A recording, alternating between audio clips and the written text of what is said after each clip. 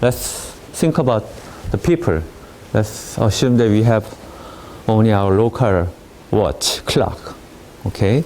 Clock is not perfect, so they have some drift, which means 1 o'clock my time might be different from 1 o'clock of the other person. Okay, so if you make an appointment maybe 2 weeks from now, and we'd like to meet maybe 1 p.m. Saturday, then 1 p.m. of one person and 1 p.m. of the other person might be different, and they may not meet at the same time. Okay, that can happen also for the sensor node. Each sensor node has its own clock, and for the clock they have crystal oscillator, which is also not perfect. Okay, so usually sensors are operating independently, and without clock synchronization, because of the clock drift, their clocks are drifting away from each other. Okay, but so we need some clock synchronization because of these reasons. There are multiple reasons why we need some clock synchronization.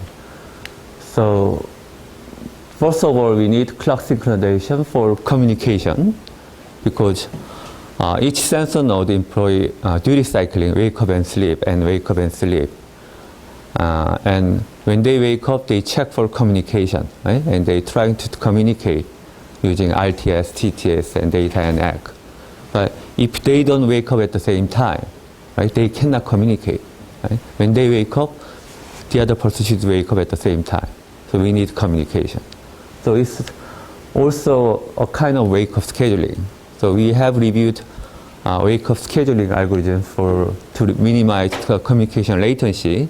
So they also need to synchronize their clock, otherwise they cannot do the wake-up scheduling. Okay, and data fusion,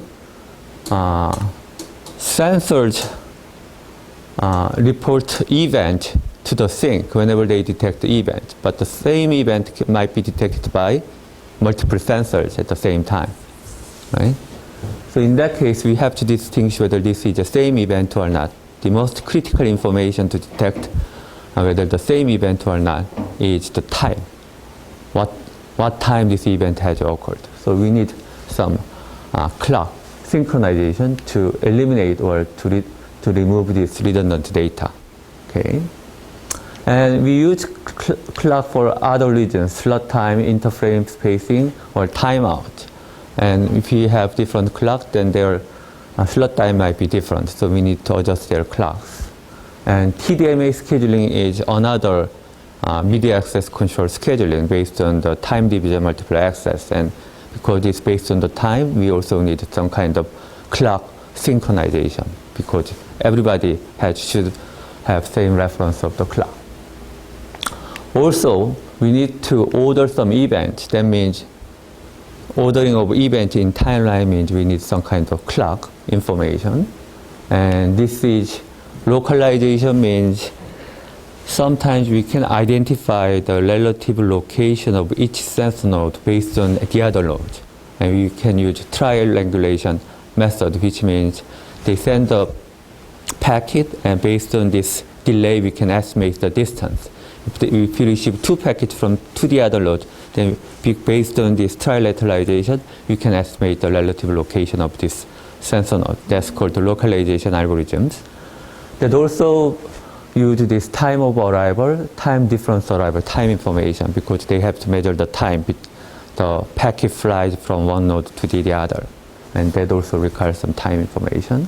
And sometimes multiple sensors cooperate to estimate the velocity of a moving object, or to measure the speed of the sound, and so on. So these all require some time information, and also clock synchronization. They also require clock synchronization.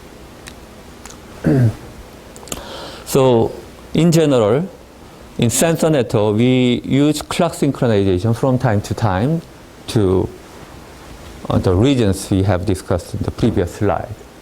And these clock synchronization algorithms should meet the following requirements. If you look at these first 4, these are actually common to all sensor network algorithms, because sensor network, you need to consider energy efficiency, right? So clock synchronization algorithm also should consider energy efficiency. And scalability, because sensors are usually distributed or deployed in maybe tens or tens of thousands of nodes, which means the algorithm must be scalable to a large number of sensor nodes. And it should be robust, because sensors are deployed, and after that, we don't actually replace battery, or we don't actually move the sensors. So without human involvement, they have to be fault tolerant based on their environmental factors. And the algorithm should be applicable to low-cost sensors, because sensors are very small, inexpensive component, and if the algorithm is maybe consuming too much computation power or too much storage or too much bandwidth, then it's not good for sensor node. So these are common to all sensor network algorithms, including media access control, routing, synchronization, localization. They all have this kinds of constraints. The other requirement is how much accuracy or precision do we need? It depends on the objective and the application. Accuracy means 1 o'clock of this clock and 1 o'clock of the other sensor node, whether how much they are accurate from the real time, right? So that's the accuracy. Precision means maybe this clock provides maybe millisecond unit of precision. The other clock may provide microsecond level or just second level precision. That's difference, right? Precision and accuracy. The accuracy is how close to their real time. And precision means how precisely they can estimate their clock. Okay, that's the difference. And depending on the algorithm, this clock synchronization algorithm can be local. Local means they only need to synchronize among these groups, local groups. But most of the clock synchronization require global synchronization that involves all the sensors in the sensor network field. Okay. Let's look at crystal oscillator. So for the clock, they use this crystal oscillator, but crystal oscillator is not perfect. They have some accuracy errors. Accuracy means the difference between the expected frequency and the actual frequency. So frequency means this oscillator has some frequency. Based on this frequency, you can estimate 1 second, right? 1 second interval. But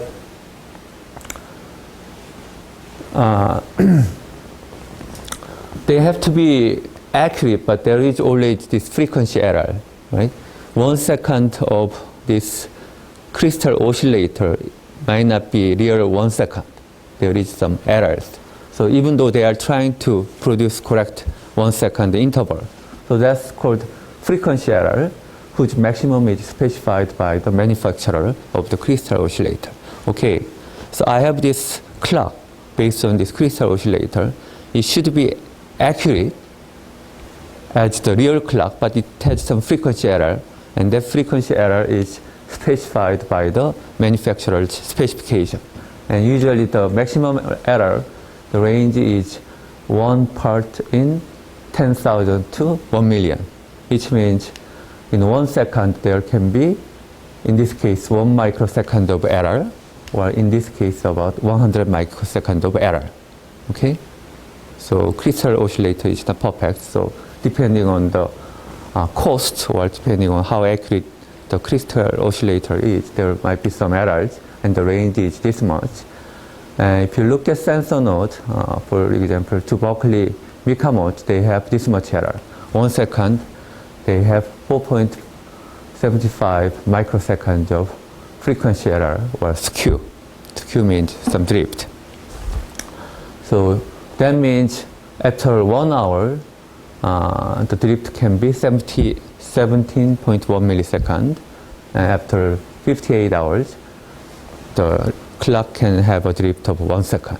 So that means it has about 1 second difference from the actual clock, real clock. That's called accuracy.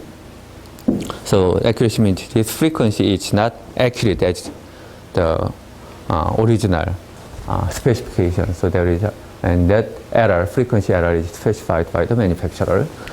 Stability means this oscillator doesn't stay at the same frequency. Even though there is some kind of error, sometimes it goes a little faster, sometimes it goes a little slower, not at the same frequency because of some instability. And there are two types of instability. One is short-term instability, the other is called long-term instability. Short-term instability is caused by environmental factors depending on temperature, supply voltage, or shock. If you hit the sensors or if the temperature too high, then the frequency, there is some instability problems. And as time goes by, long-term instability happens, and that's caused by this oscillator aging. If sensors are too old, then there is some instability problems are occur. Okay? So clock model means clocks can be modeled by drift and offset. Drift and offset. Drift denotes the rate of the clock, or drift is also called skew. The rate is called frequency. We have discussed about this frequency. And this is called drift. So the frequency is not as same as the real clock, and there might be a skew. Offset denotes the difference in value from the real time t. Offset is also called phase offset, which means sometimes they start from the beginning. They might start at 1 o'clock, the other clock might start at 1 o'clock 1 second. Then we have 1 second of offset because it starts 1 second earlier, the other clock. And this is called offset. And the speed or the rate of frequency, this is called drift. Okay, those are two different characteristics. One is their initial point is different. This is called offset. Okay, the other is their frequency or their rate is different. This is called skew or drift. Okay, so for a node I in the network, its local clock can be represented by this equation, and this is called clock model. So its clock is equal to AIT plus BI. AI is a clock skew, BI is an offset. So if the offset is 1, it means its clock is 1 second faster. Okay? And if its clock skew is 1.01, then it means maybe after 1 second, original clock should be at 1 second, right? Starting from 0.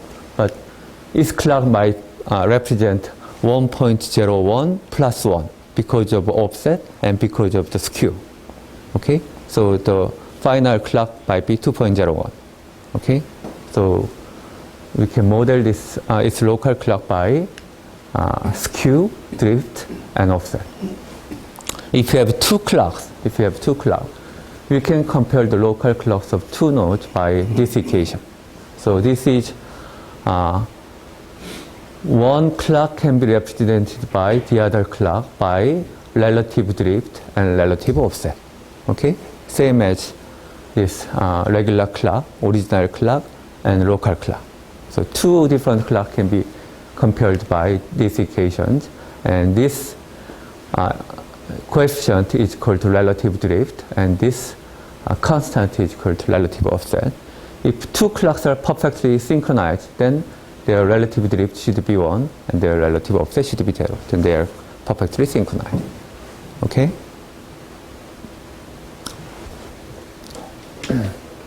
So, to synchronize their clock, they actually all this clock synchronization algorithm, including internet. Okay, internet we also use this clock synchronization. Every computer is based on NTS, based on clock synchronization algorithm. They perform clock synchronization. They rely on some message exchange. They have to change the information of how their clocks are different. Okay. So, but in the network, when you send a message, you have some delay. You have to consider this delay estimating your clock based on the other person's clock. But in the network, this delay, there is a non-determinism. Delay is not constant.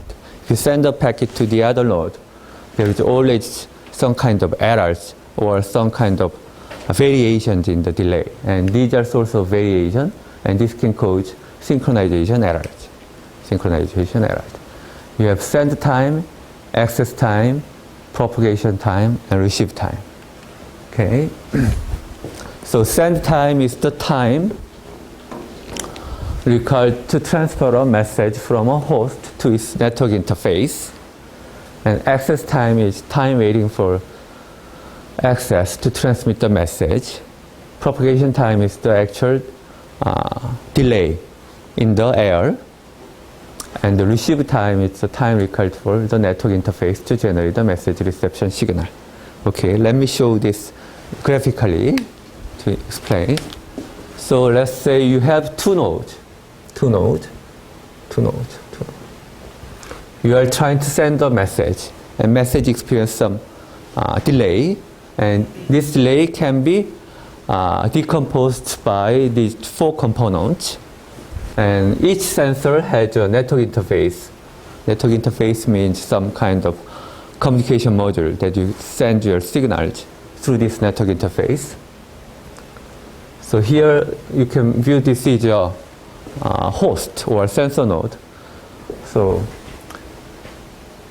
you generate a message, and you have to send this message to the network interface. This delay transfer the message from host to network interface is called send time. Okay, you generate a message, you take a time step, generate a message, and send it to the network interface. Send time. The other delay is the access time. When you are in the communication module, you are at the media access control level, you are trying to send the message to the air. But this air, as we studied, is we need media access control because this is a shared media. Right? Sometimes there might be other communication you have to wait. Right? So sometimes you have to wait in the network interface, and this is called access time. Access time to wait for until you get the channel. Okay? That's the channel. The propagation time is this one. Actual transmission delay between one node to the other. And because this electric signal flies almost like a light, right? So this is very fast, right? Almost negligible from one node to the other. And receive time is from network interface to the host. This is called receive time. And for receive time, you don't have to access the channel, so there is no waiting at the network interface. You just need to send the signal to the host so that they can receive the packet. Okay, that's the delay. So we have four components, and there are always some variations. You don't know how much it will take at each component, and this can contribute to some accuracy errors in estimating the delay. Okay?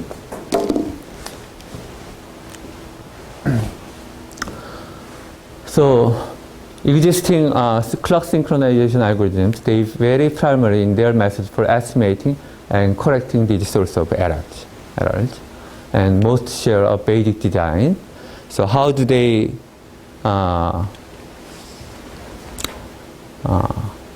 perform clock synchronization is based on this. So the most simple approach is server. Assume that there is a clock server or time server that periodically sends a message containing its current clock value to a client. So you have server, you have client. Assume you have two nodes. Okay? So server sends a message to its client, its reference clock. And then using the reference clock, it can synchronize based on by the estimating the delay. But if the latency from a server to a client is very small compared to the desired accuracy, then you can just send a message because it has this local clock. If you send the server's reference clock to a client, then based on this clock, they can, because the delay is very small, then they can set their clocks, That's the most basic one. A common extension is to use a client request followed by a server response. So instead of sending from this clock packet from a server to a client can request and server can reply. So this requires some round trip delay, right? Instead of 1A, this is 2A message. Server request followed by client request followed by server response of its reference clock. And in this case, because you have measured 2 round of trip time of 2 packets, you can estimate 1A latency. Okay? 1A latency. So based on this round trip latency, if you cut in half, then you can estimate this latency. If it's reasonable, then you can estimate delay and you can maybe add this delay to the reference clock and you can set up your time more accurately. So this is the basic design, but it's usually instead of single hop, it's multi-hop. So actual clock synchronization algorithms are a little bit more complex, but based on this basic philosophy. So for example, NTP is a standard for the internet clock synchronization algorithm. They perform a large number of requests and response, and the delays are variable, right? So they usually take shortest round trip time, and they cut in half to estimate the delay. Okay. So we will look at this NTP more, a little bit more detail in the following slide. So let's review the clock synchronization algorithm. Basically, we have 2 common algorithms. These are used for any kind of clock synchronization algorithm over the internet and also the wireless ad-hoc network or sensor network. Okay, they basically follow 2 algorithms. One is called remote clock reading, the other is called offset delay estimation. Remote clock reading is quite simple. You can follow this statement in the box. So you have client, you have time server, a client send a message. Client send a message to the server requesting a timestamp. So at time t0, client sends a request followed by response. So this is round trip delay we discussed. Okay? So it's asking at time t0, it's asking the server's time. So server then returns a message holding the timestamp. So it has its local time, which is called S time. So it's reference clock. It sends back. And it is received at T1 of this client. Okay? So if this delay is small, maybe it can use S time directly. But because we perform this round trip delay, you can actually measure this actual delay, which is measured by T1 minus T0 divided by 2. Right? So that's the actual, because this is in half, you can estimate the delay. Right? So by adding this delay, you can set your clock based on server time plus this delay. Right? And this is called remote clock reading. You read clock remotely at the server, you send a request, and server replies his time, reference clock, and you estimate the delay by cutting half, and you add this delay, then you can accurately set up your time. Right? This is called remote clock reading. To ensure accuracy, they usually take several round trips, and they can either take average or they can use the shortest round trip delay, okay, to estimate the actual delay. This is called remote clock reading and proposed in 1989. And this is called offset delay estimation. This is more common, and this is actually used for almost all clock synchronization algorithms. So this is quite famous. So you assume that you have 2 nodes, node A and node B. At time, this is local time T1. Node A sends a packet to node B, and he receives this request packet at T2, and T2 might send a reply packet at T3 at this local time, and then at T3 it sends a packet to node A at T4. And by having this round trip message exchange, they can estimate this is offset, this is delay. Not only they can estimate the delay, but also they can estimate the offset. Okay? So they can estimate communication delay, and they can estimate the offset means their initial phase offset difference they can estimate using this equation. Okay? And you need to think. You need to think how we can estimate using this equation, how we can estimate their offset and how we can estimate their delay. If you can come up with the answer, how we can estimate. So let me explain further. So it experienced some delay, right? So there should be a delay. At time t1, so t2, t3, t4, right? You send a delay. Assume that you are sending at 1 second. If delay is 2, then it will receive at what time? If the times are perfect, if they're synchronized and their clocks are perfect, what time they receive? 3, right? 3. And let's assume that this takes 1 second. This is 4, right? After 2 seconds, it will arrive at 5. This is if your clocks are perfectly synchronized, or if your clocks are perfect, then this will happen, right? But because of the offset, let's say offset can be 1. If the offset is 1, then this might receive, instead of 3, it might receive at 4. Okay? And it might send a packet to 5, right? When it will arrive here? This is delay 2. When it will arrive? What time? If the offset is 1. Offset is 1 means the node B is always 1 second faster. Okay? What time do they receive? What? Changhyun? What time? 5. You think 5? 7. You think 7 or 8? Any other answer? Who is 6? Yeah, 6. You're right. Yeah. Because offset is 1 means here, when you send back, you have -1 offset because the other direction. So instead of arriving 7, this should be 6. Because locally, it should take the same time, right?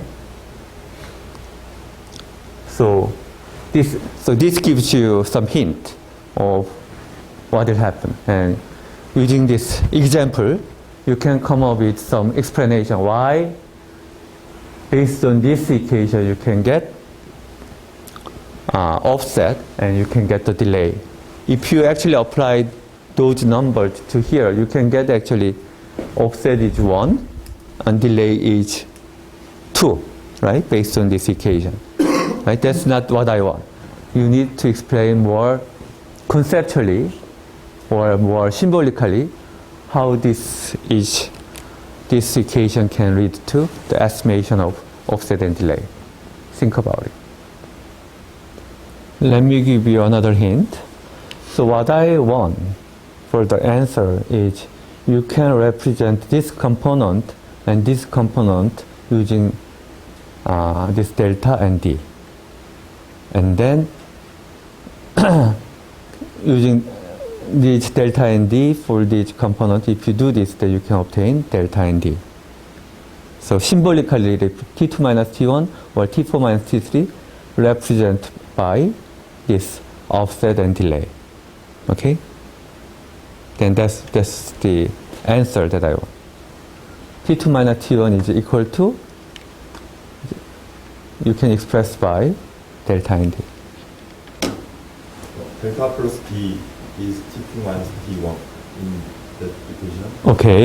And T4 minus T3 is minus delta plus d. Okay. Yeah. Subtraction to delta delay. So T2 minus T1 is delta plus delay. That means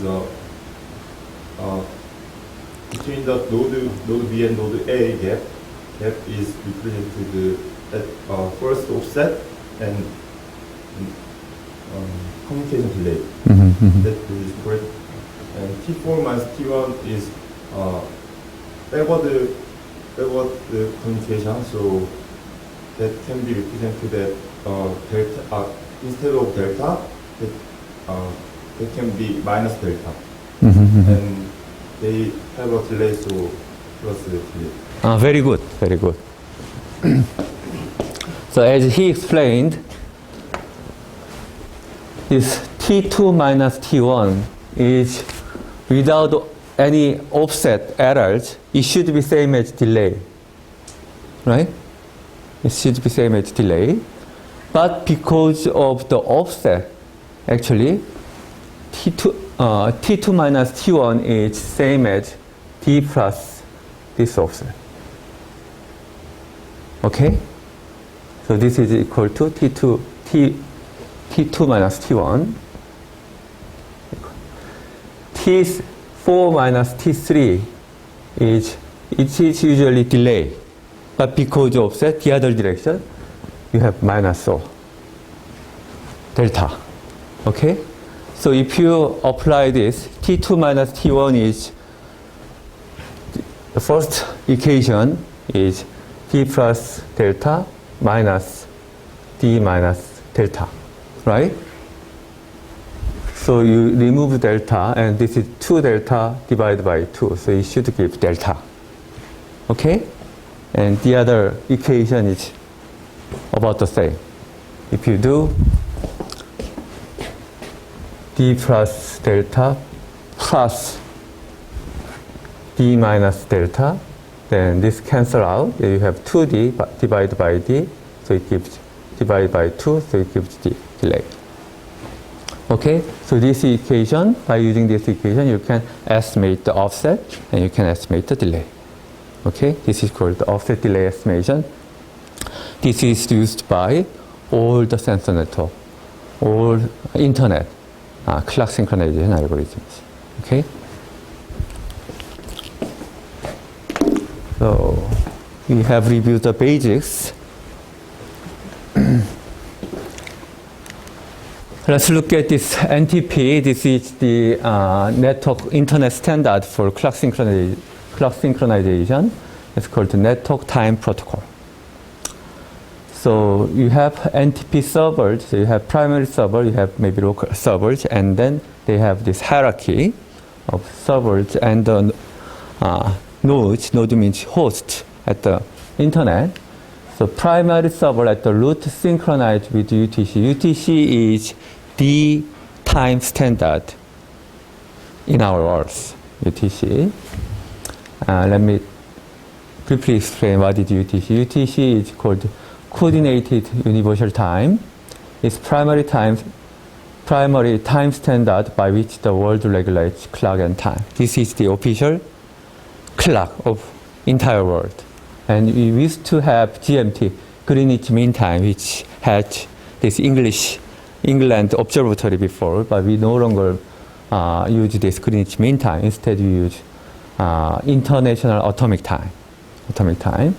It's a time standard calculated by using a weighted average of signals from atomic clocks. And there are nearly about 70 national labs maintaining these atomic clocks.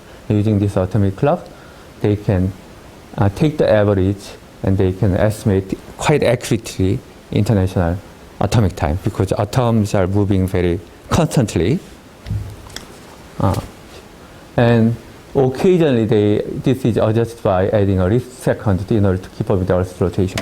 Earths are not rotating perfectly. They are a little biased. So to compensate, they sometimes add this least second. Least second is some second to adjust their time to match with Earth's time. Okay? And this is called the International Atomic Time. This is UTC. And this is the standard used for internet, NTP protocol, traffic control, weather forecast, and so on. So everybody is trying to synchronize with UTC. But UTC is hard to synchronize. So instead, they usually use this GPS. GPS provides accuracy of 10 nanoseconds, which is very accurate. So in NTP, they usually use this GPS to synchronize their clock server. And then using the server, they use this hierarchy of tree here. They use this offset delay estimation based on multiple hops. And then they can estimate their clocks accurately. And this accuracy, if they use NTP, for local area network, they provide about 1 millisecond of error. For wide area network, internet, they provide about this much accuracy. Okay? That's called the NTP, Network Time Protocol. And there are some variations of NTP. SNTP is called simple NTP. It's less accurate, but simpler. And there is some standard called IEEE 1588.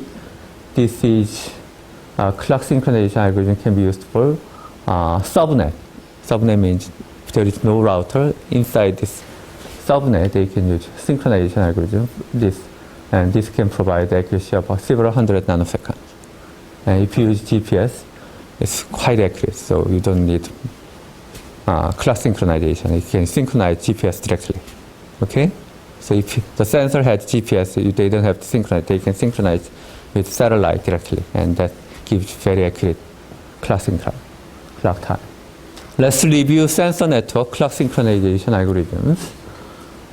For wireless sensor network, different algorithms are proposed. This RBS is a little different from the other sensor network algorithm, so we need to review this algorithm. This is presented to OSDI 2002. OSDI is a premier conference in the area of operating system.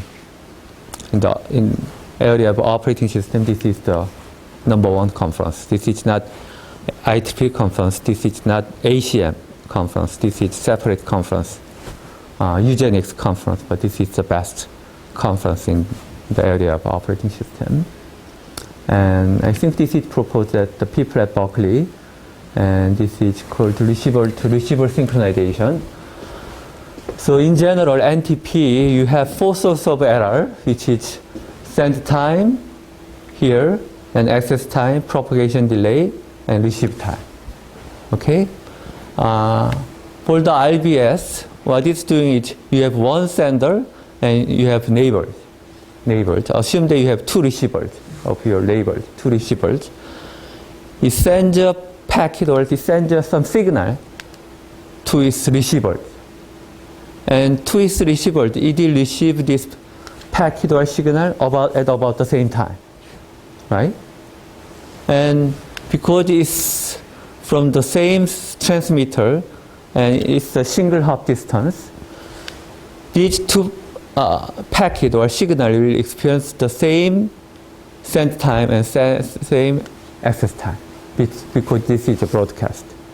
Because main level send, you don't have to send 2 packets, you just one message broadcast with a single packet, and then 2 receivers can receive this packet at the same time, about at the same time. Okay?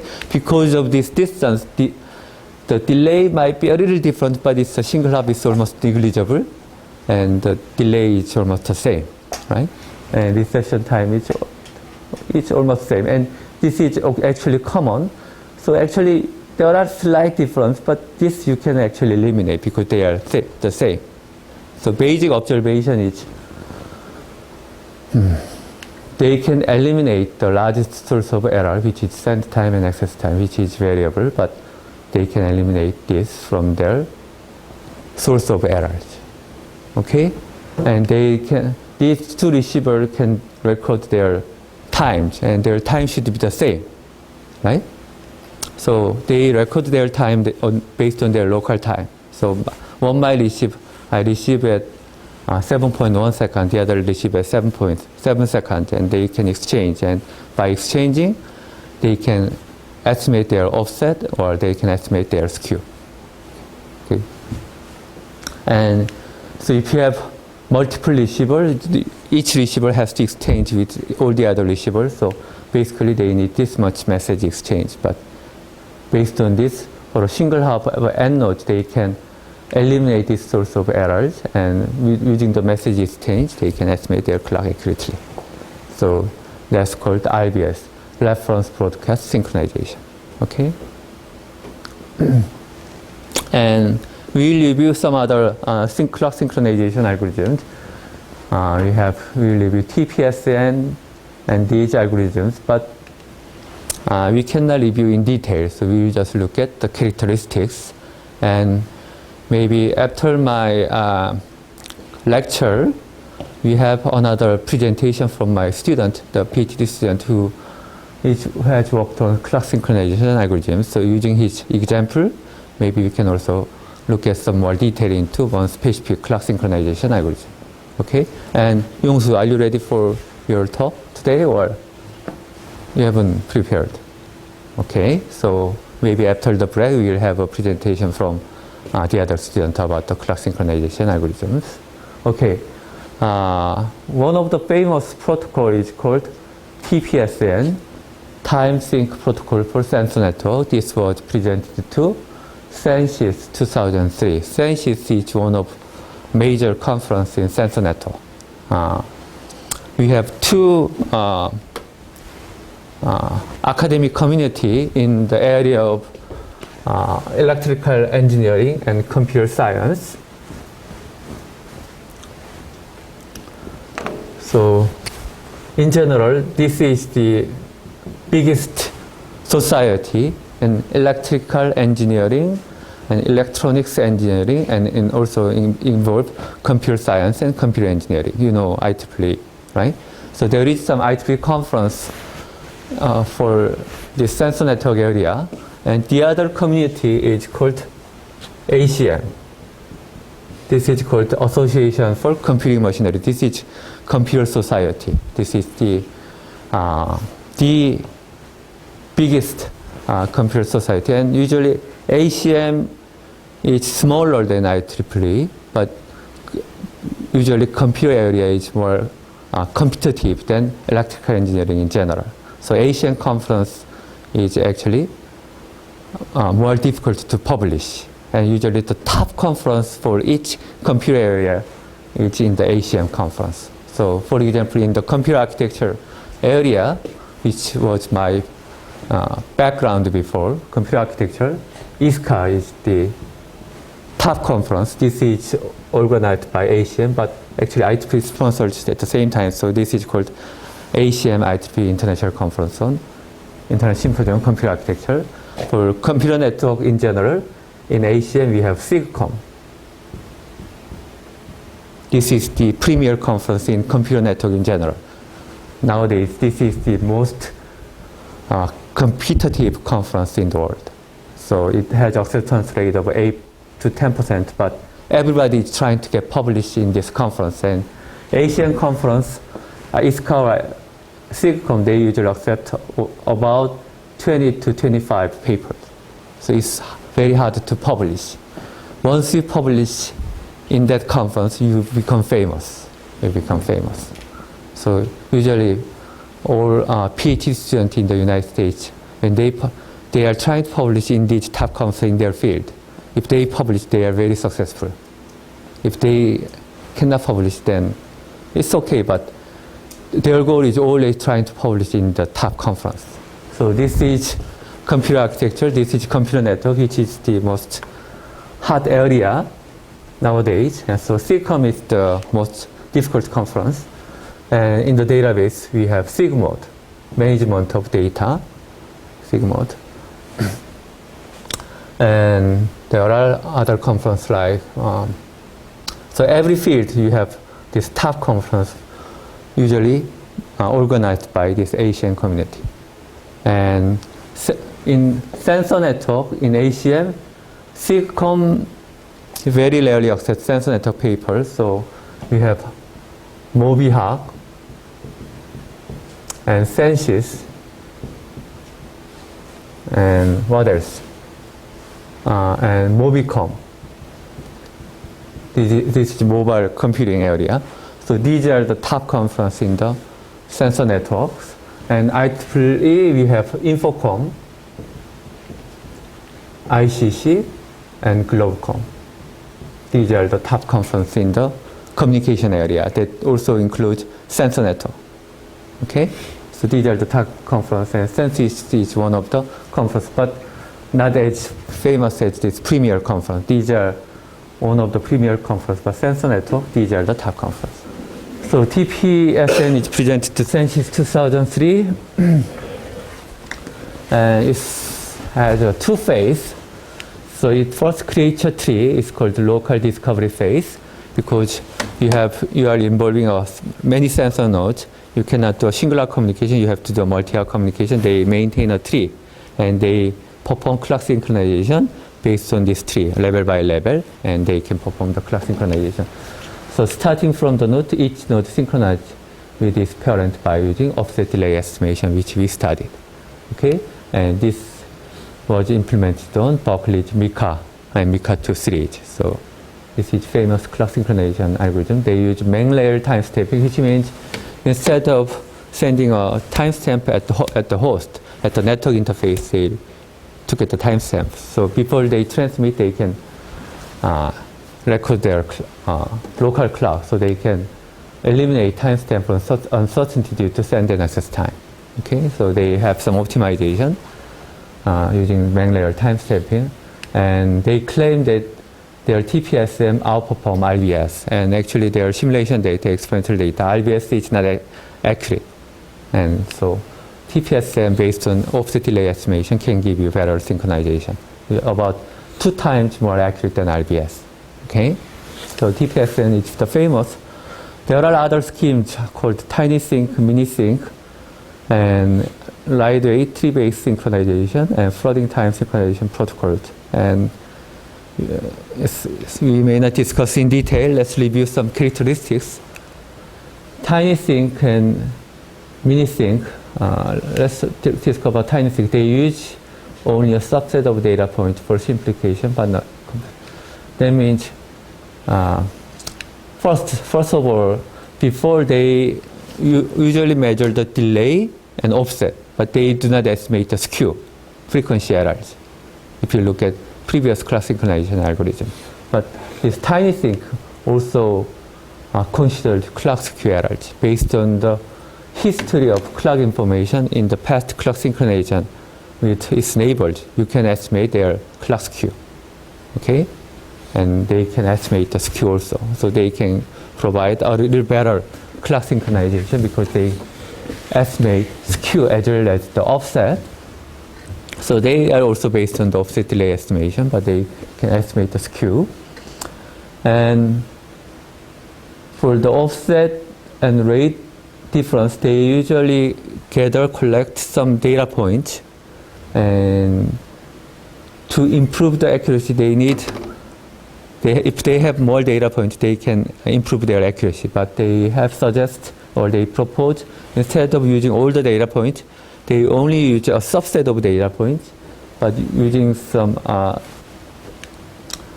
line fitting technology, which means some linear regression kind of computation. Using a small subset, they can increase their accuracy. So it's their proposal. So somewhat more detailed. Okay? So TinySync is one clock synchronization algorithm famous for in this area. And MiniSync is an extension of TinySync. It actually finds a better solution, but they increase complexity. So these are 2 different algorithms they proposed together in the same paper. LTS is called Lightweight Synchronization Schemes. Lightweight tree-based synchronization presented to this conference.